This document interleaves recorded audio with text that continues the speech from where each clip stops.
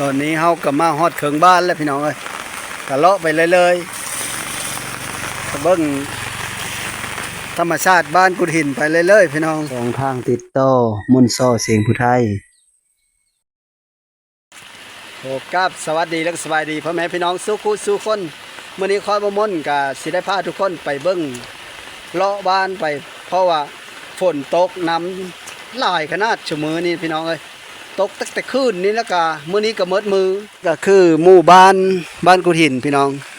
เมืองอัศพรแขวงสวรรณเขตและคอยสิพาทุกคนเลาะเบิ่งหมู่บ้านแล้วก็ไปเลยๆจนฮอดทางเข้าบ้านหรือว่าโคจมพุ่นแหละ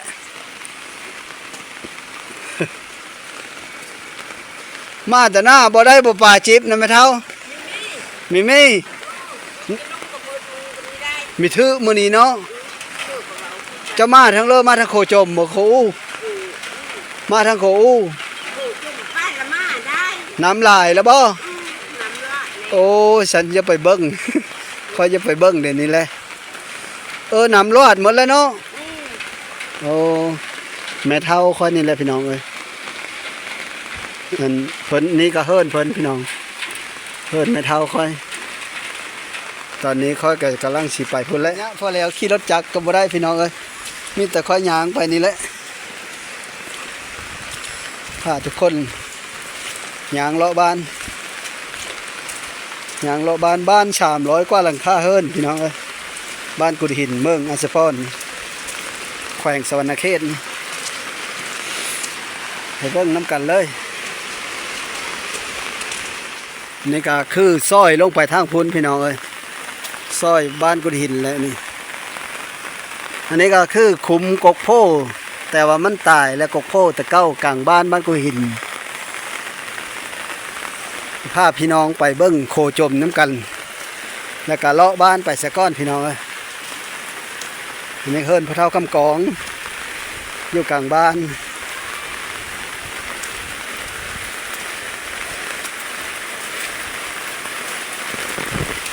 เฮิรนพระเท่ากำกองเฮิรนยายภูมา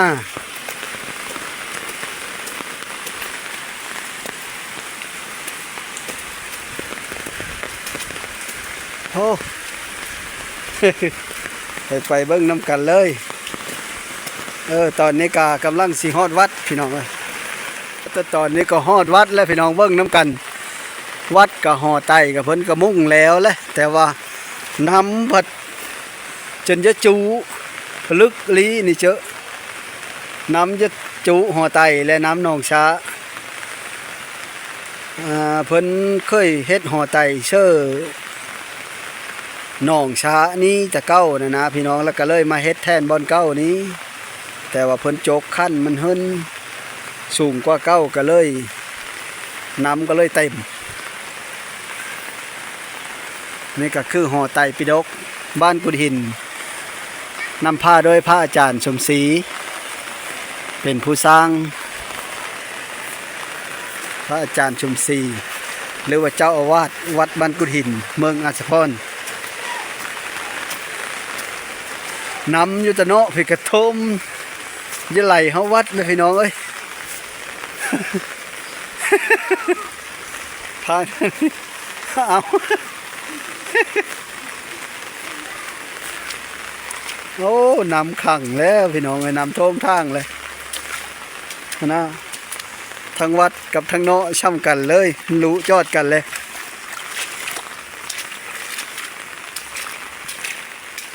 เจ้าสมโคตรและน้ำนี่ท่วมหมดที่มันนี้เลย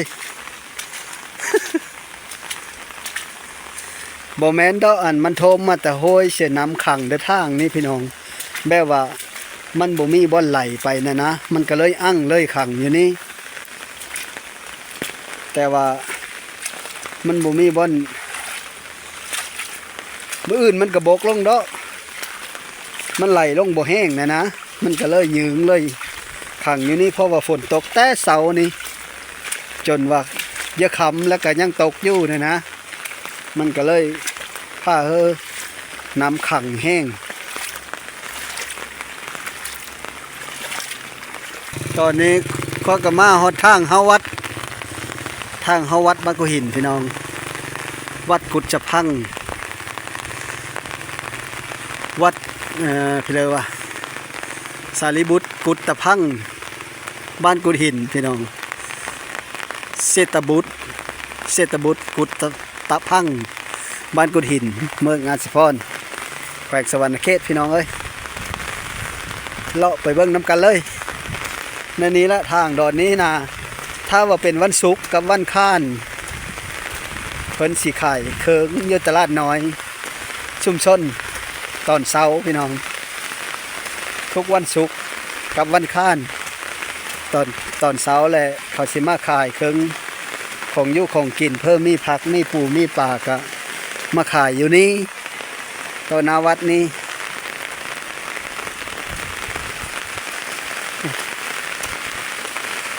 คุณละหมู่บ้านก็ดีต่อไปพุ่นนี้ทางไปบ้านบึงบ้านเวงทางไปบ้านบึงบ้านเวงบ้านจอมฮาดไปพุ่นพี่น้องไปพีกะทางไปพุ่นและโคจมหรือว่าอ้อเซอร์หน้าห้างน้อยไปเมืองพุ่นและ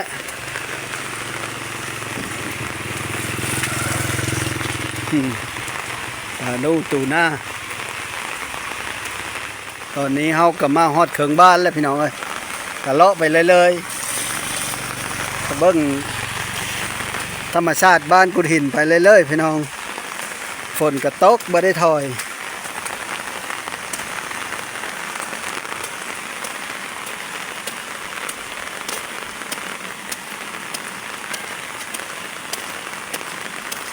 เพื่อภาพบรรยายพี่น้องข้อก็เว้าบ่เป็นหมู่บ้านกุดหินเมืองอาชพรทางกันแน่นี้แล้วย่ำฝนพี่น้องเอ้ยมีบอนเปบอนเพ่ได้นั่นแหละแต่ว่าพ่อไปได้ขี่รถขี่ล่างก็ไปได้อยู่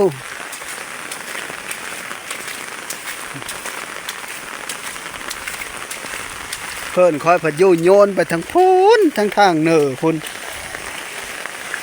บ้านอันนี้กว้างได้ตอนนี้ก็ฮอดเฮิร์นหมกแกน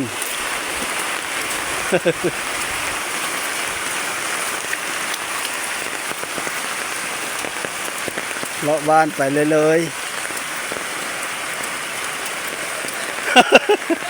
อย่าไปเบิ้งโขจมโทมแล้วบ่ถ้าบ่โทมดุก็ได้2 เทื่อ 3 เทื่อโทมแล้ว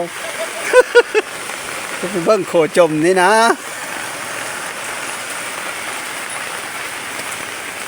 โทมแล้วพี่น้องเลยโทมกับไปเบิ้งน้ำกันฝนตกแล้วมันน่านลงน้ำโทม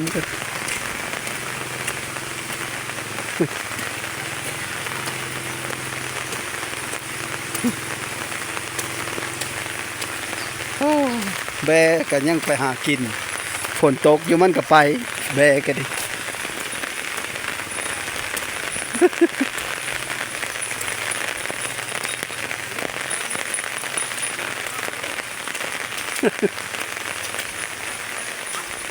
พอกันมาเดี๋ยวเชื่อวะมาเดี๋ยวเชื่อเบิ้งđấy น้ำท่วมđấy เขาย่านน้ำท่วมควายเขาเคยจะไปเอาควาย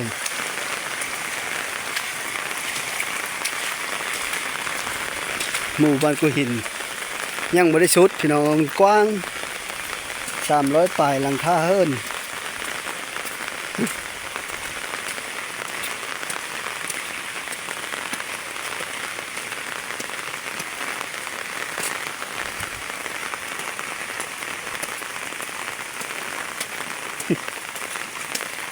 โค้งสีท่านสมัยพี่น้องเลยบนโค้งเฮิรนตะยง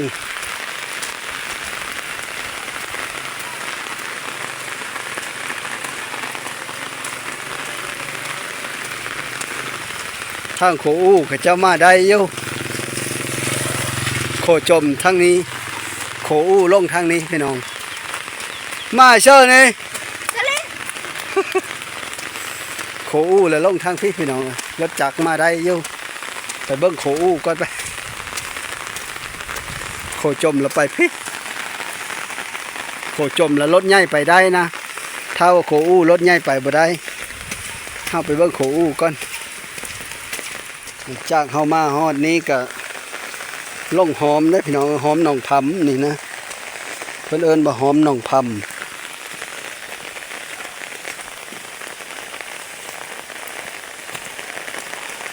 คันล่งหอมหนองพำแลมันสิบ่ได้อันบีนขึ้นสูงคือไผโคจมพี่น้องถ้ามันเป็นโซกอยู่ในนี้ทางยะรถไถก็ลงยะขึ้นยะแต่ว่าพ่อไปได้จะเบิ่งเอาพี่น้องทางขึ้นหนองพำและนี่นะรถจักรก็ยะและเติบและรถไถก็ยะและซ้ำนี้บ่ง่ายและซ้ำนี้พี่น้องอย่าไปทางนั้นไปแห้งเต็กไปบ่ได้เลยน้ำหล่นโขน้ำหล่นโขจมแล้วนะมันก็บ่มีทางเลอะก็เลยมานี่แหละต้องมาทางนี้ท่านบ่มานี่ก็ไปบ่ได้อันนี้ก็คือหอมหนองพำพี่น้อง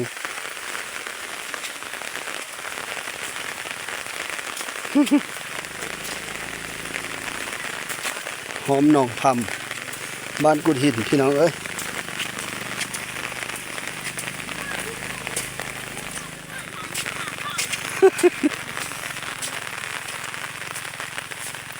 อันนี้ก็คือทงหน้าหนองพำพี่น้องเอ้ย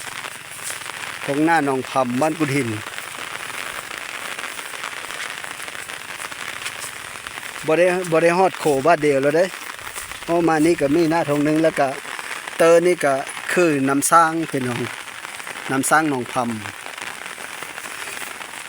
ำลงไปนี่แหละลุมนี่แหละหนองพำกับพี่น้องกระโตหนองพำกับยุลุมนี่แหละน้ำสร้างกับจักข้าเจ้ากินอยู่บนเลยนะเลิศว่างแล้วนี่น้ำท่วมมัดทีบนี่น้ำท่วมจนเพ่งโหนี่น้ำท่วมรอบก้อนว่างแล้วนี่นะบัดมือนี้กัดน้ำหึ้นอีเลยน้ำท่วมรอบก้อนนะพี่น้องจนหญ้าแป่นมัดทีบนี่ จนเกตมันนะจากเฮาออกวิดบ้านแล้วก็มาฮอดหน้าอันวิดหนองพำมากก็มีป้าย่างพี่น้องเอ้ยมีป้าย่างต่อไปนี่ก็สิฮอดโคอู้พี่น้องตอนนี้ก็มาฮอดโคอู้แล้วพี่น้องเอ้ย น้ำท่วมเลยบ่มาตะหน้าบ่ พาพี่น้องมาเบิ่งโคอู้ว่าโทมกับย่างไก่อยู่พี่น้องแต่ว่าโคจมเนี่ยโทมแล้ว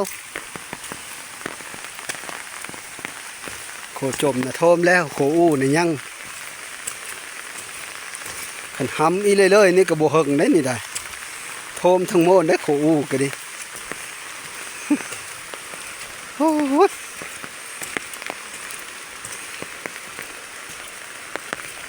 นี่ก็คือนำห้อยกู้พี่น้องเลย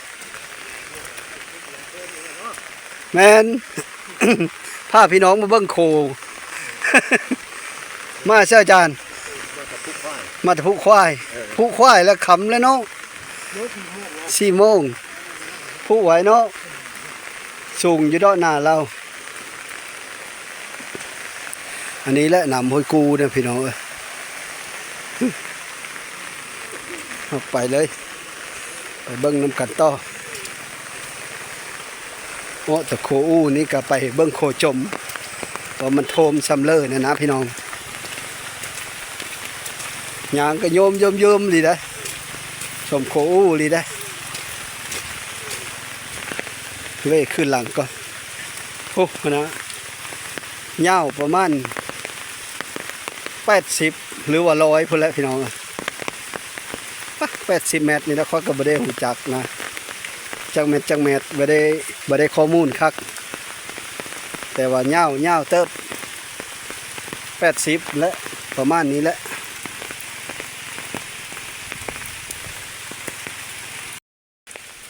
ไปเบิ่งโคจมน้ำกันเลยบัดนี้เสื้อทางนาปอดเด้อพี่น้องทางขึ้นจุดสุ่มนาปอดนี่ก็คือทางไปบ้านนาปอดพี่น้องนี่ก็เฮาทางโคอู้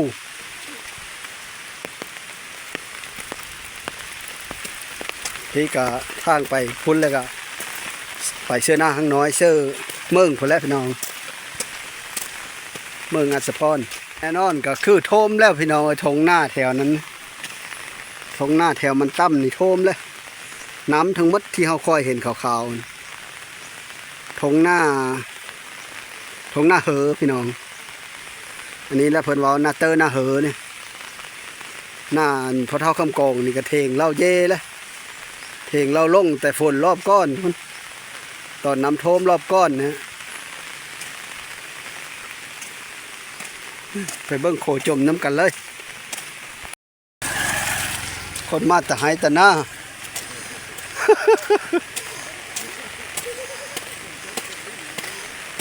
ตั้งหาบเฮอตูนโหเนาะ หาบฟิลาเดเฮอตูนโหนะ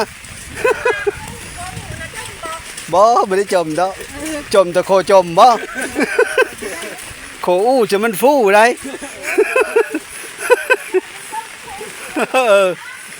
โคอู้แล้วมันฟู่โคจมแล้วมันจม เขาจะไปใต้โคจมพี่น้องไปเบิ้งโคจมน้ำกันก็เขาจะไปใต้โคอู้บ่ได้น้ำลายบ่ฮะไปเบิ้งก็ลายก็ดินี่เฮากับมาฮอดโคจมแล้วพี่น้องเอ้ยอันนี้ก็คือโคจมกองขี้ดินทรายนี่ก็ฝนตากอ้อแต่มันตันทางฮะก้อนนี้เวลาฝนตกน้ำท่วมฮะก้อนเนี่ยกองขี้ดินทรายเพิ่นมาเต็มอยู่ในนี้ก็เลยพากันตากเอามาไว้อยู่นี่เพื่อสิได้เทนี้นะเทไปตรงทางตัวนี้เพื่อมันได้เที่ยวพี่น้อง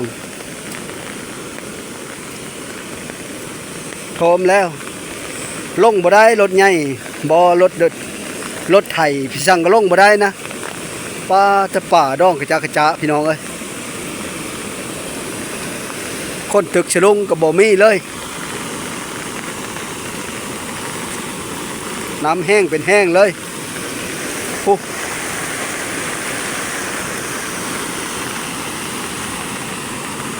โคจม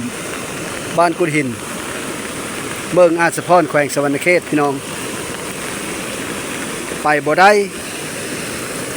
หามันกับบ่เฮิงเนาะพี่น้องถ้าว่าฝนบ่มานักอีกก็มันก็สิลง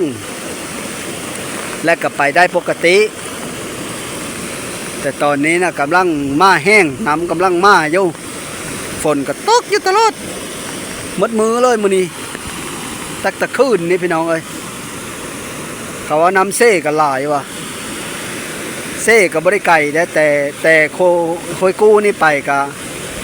ประมาณอยู่2 กิโลกว่านี่นะพี่น้องหรือว่า2 ลักกว่าบ่ฮอดด้วย3 ลักจะประมาณ2 ลักปลาย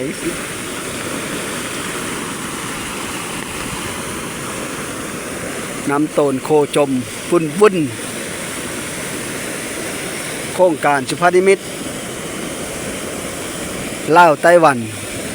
สร้างโคจมนี้เฮ็ดโดยแรงงานประชาชนภายในบ้าน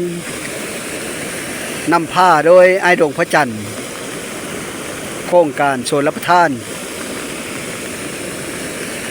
มาสีน้ำเป็นผู้พาสร้างเมื่อปี 2011 สำเร็จเมื่อปี 2013 พี่น้องก็ได้ใช้มาเท่าทุกมือนี่แหละพี่น้องเอ้ยไปบ่ได้เฮ้ยโทมแล้วโคจมนะมันจมแล้วยังแต่โคอู้แล้วมันฟู ขึ้นไปโคอู้พุ่นมาแต่หน้าบ่ได้พี่แล้วได้บ่ป่านะไม่ช้ำ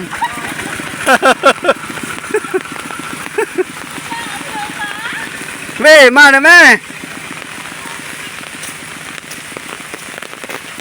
เพิ่นมีฟังความเฮาบ่เนาะมีเสือเบิ่งเอาเลยมีเสือก็ย่าดอกเอาเบาะแล้วว่าน้ำท่วมนี่น้ำกำลังเฮาอันใดรถกำลังเฮาโคพี่น้องเอ้ยรถกำลังเฮาโคอู้ลังมา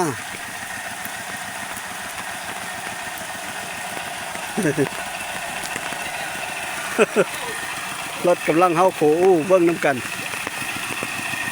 หาบ่แม่นได้ขั้นตัวคอยบ่เนี่ยได้คือโง่บ้าคือโง่กินได้แมลงกินได้กินได้แมลงอีได้กินได้มาไม่ได้ กินเด้อแมลงเด้อกิน มันพอมันมีทางไปซ่อมรถนะ ช่องสิโล ซ่อมหน้าคุณละ เอาเลย คณะเขาก็ยังมาได้ โอ้ยเพิ่นน่ะมีย่อมาม่าอีก รถมันมามา ย่านน้ำแห้งโพดนะ มีย่อมาม่าเลยน้ำยังยึดตะไก่ผู้โคจมจะโทมมะลิโคจมเชอะก็มาตายตาหน้าพี่น้องคลองพี่แล้วคือหนักแท้คลองป่าบ่หลังจากมาฮอนนี้กับแบดค่อยกับใกล้สิตัดพี่น้องก็สิได้ขอจบคลิปไว้ซ้ำนี้แล้วพี่น้องเพราะว่าแบดค่อยสิตัดแล้วก็เลยบ่มีโอกาสที่ถ่ายโต้พี่น้องขอขอบใจ